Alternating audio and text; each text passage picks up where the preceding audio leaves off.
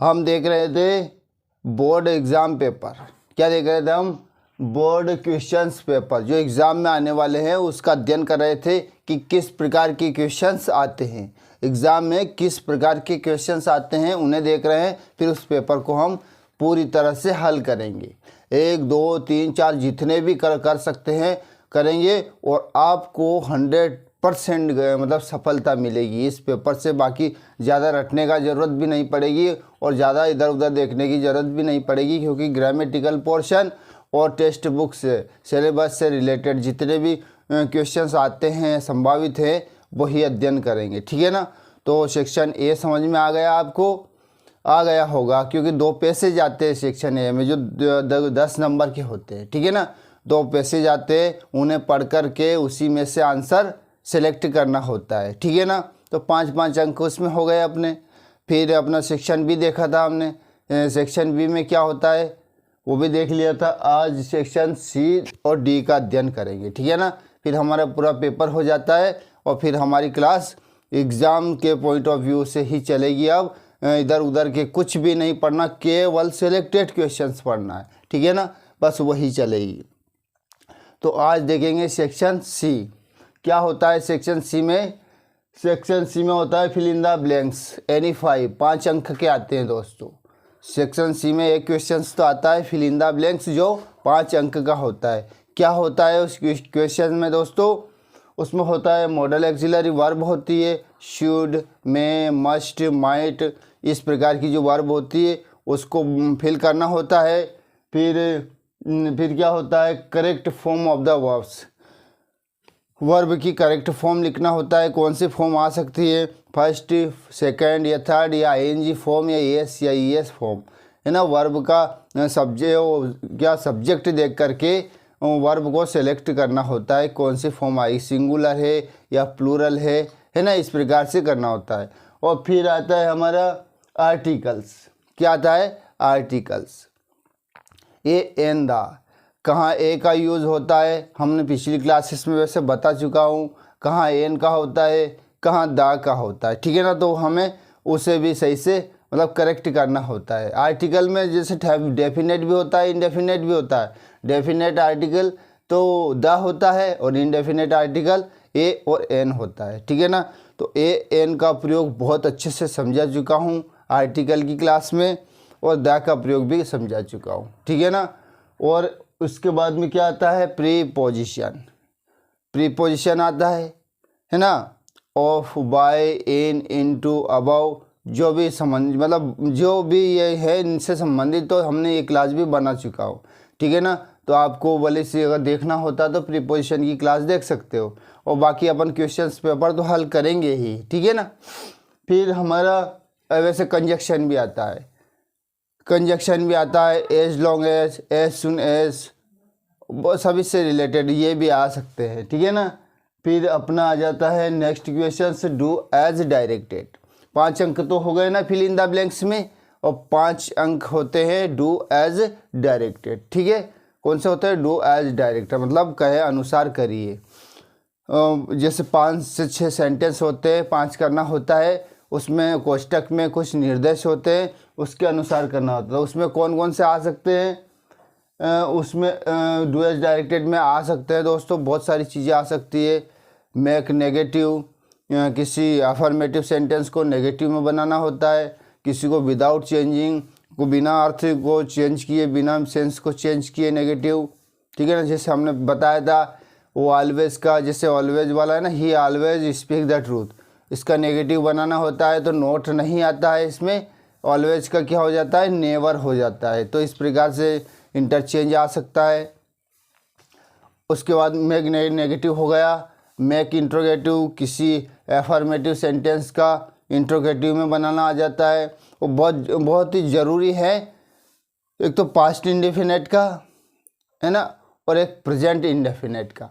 ये दो के ज़्यादा ही नेगेटिव या इंट्रोगेटिव आते हैं। क्यों आते हैं? क्योंकि इसमें हेल्पिंग वर्ब नहीं होती है। हेल्पिंग वर्ब हमें दिमाग में लाना पड़ता है। जैसे प्रेजेंट की हेल्पिंग वर्ब है डू या डज, प्रेजेंट की है हो गई। पास्ट की हेल्पिंग वर्ब है डिड, तो हमें इंट्रोगेटिव बनाने के लिए डिड पहले लिखते हैं और बाकी उसको लिख देते हैं पूरा सेंटेंस को। वर्ब में सेकंड फॉर्म होगा तो फर्स्ट फॉर्म हो जाएगी पास्ट में, और प्रेजेंट में एस या ईएस फॉर्म होगी तो केवल फर्स्ट फॉर्म हो जाएगी, वो दोनों हट जाएंगी। ये चीज़ें याद रखनी।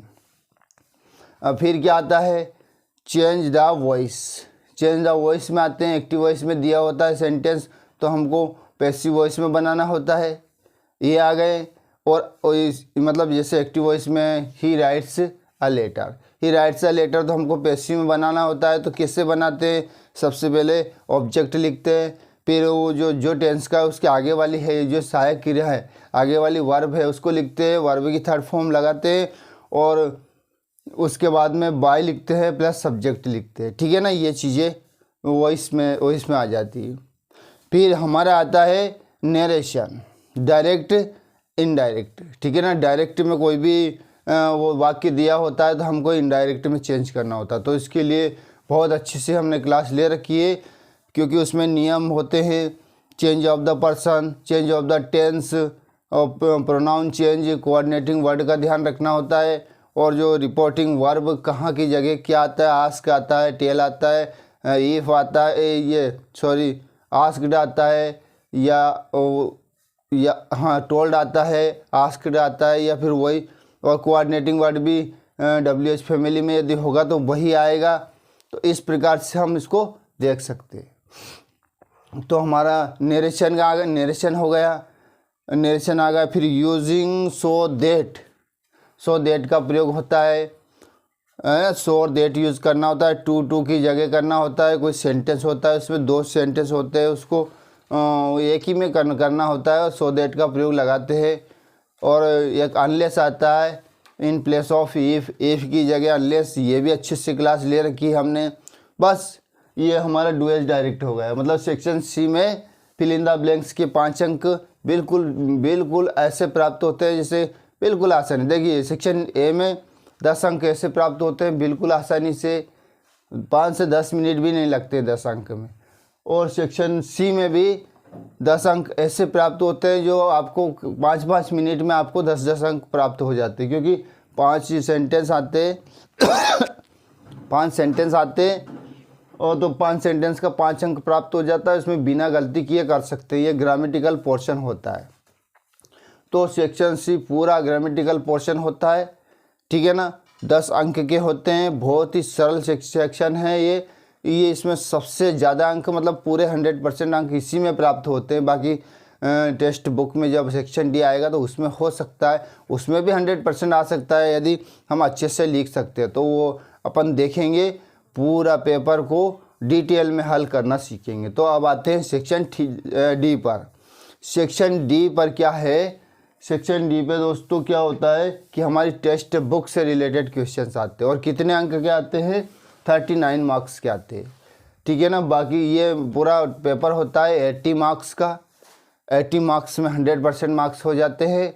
और हमारा सेक्शन डी 39 का होता है, तो 80 में से 39 हो गए, तो मतलब 40 मार्क्स तो हमारे ग्रामेटिकल पोर्शन ही मान के चलिए। अब 40 मार्क्स तो हमको हमारा ग्रामेटिकल पोर्शन ही हो जाता है, क्योंकि पैसेज होते वो तो उसका उसमें ही करना होता है। ठीक है ना, बाकी जो अन्य चीज़ें हैं वो ग्रामेटिकल पोर्शन है, तो वो बहुत आसानी से हो जाती है। पर टेक्स्ट बुक के सेक्शन डी पूरा टेक्स्ट बुक से रिलेटेड रहेगा। इसमें सबसे पहले तो क्या होता है, MCQs क्वेश्चंस आते हैं। सबसे पहले तो MCQs क्वेश्चंस आते हैं। ठीक है ना, 4 से 5 अंक के ये आ जाते हैं। मतलब 39 जो मार्क्स होते हैं ना, उसमें से MCQs आते हैं, पर वो आते हैं बुक्स से रिलेटेड, टेक्स्ट बुक्स से रिलेटेड आते हैं। ठीक है ना, फिर क्या होता है, फिर एक्सट्रैक्ट आता है फ्रॉम द प्रोज और पोएट्री, गद्य और पद्य से क्वेश्चंस आते हैं। ये भी एक पैसेज की तरह ही है, जैसे 3 जगह पैसेज हो गए ना, सेक्शन ए में पैसेज हो गए, सेक्शन बी में हो गए, और सेक्शन डी में भी है। ठीक ना, पर ये बुक्स से रिलेटेड है, टेक्स्ट बुक्स के, क्योंकि पोएट्री पोएम से भी आते हैं। ठीक है ना, और प्रोज से भी आते हैं, तो 6 अंक के आते हैं। ठीक है ना, 2 इसमें भी कुछ नहीं होता है, बुक से रिलेटेड है, छोटे छोटे क्वेश्चंस रहते हैं, उसको याद करके या देख करके उसे कर सकते हैं। तो पैसेज वाली तो समस्या ही ख़त्म हो जाएगी जब हम बोर्ड पर देखेंगे 4 से 5 पेसेज देखेंगे ना तो आपको भी लगेगा कि बहुत अच्छे से हल कर सकते हैं। ठीक है, फिर क्या होता है, ये तो चंक के हुए, आंसर द फॉलोइंग क्वेश्चंस, ये भी टेक्स्ट बुक से रिलेटेड आएगा। Answer the following questions, short type answer, long type answers और शॉर्ट टाइप आंसर। इस तरह से कुल मिला के हमारे पास में ये हमारे टेक्स्ट बुक्स का 39 मार्क्स प्राप्त हो जाते हैं। बाकी 41 मार्क्स हमारा ग्रामेटिकल में पोर्शन में मान के चलते हैं, क्योंकि उसमें ग्रामर होता है और बाकी उसको पढ़ के उसे करना, क्योंकि उसमें लेटर राइटिंग है ना, लेटर राइटिंग होता है, एप्लीकेशन लिखना होता है, निबंध लिखना होता है, पैराग्राफ विजुअल देख करके हमारे माइंड से उसको एक कहानी के रूप में लिखा जाता है। ठीक है ना, 75 लगभग वर्ड्स में लिखना होता है, तो मेन चीज़ें लिखी जाती है।